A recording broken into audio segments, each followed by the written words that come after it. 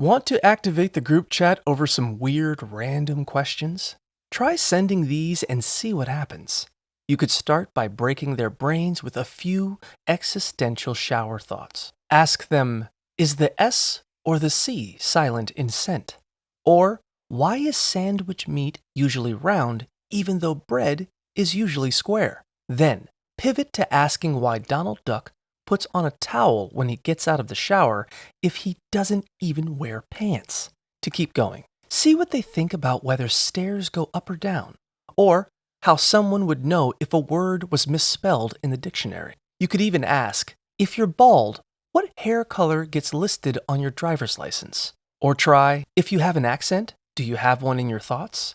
From there, you can transition into more thought-provoking topics like, what's a conspiracy theory you actually believe?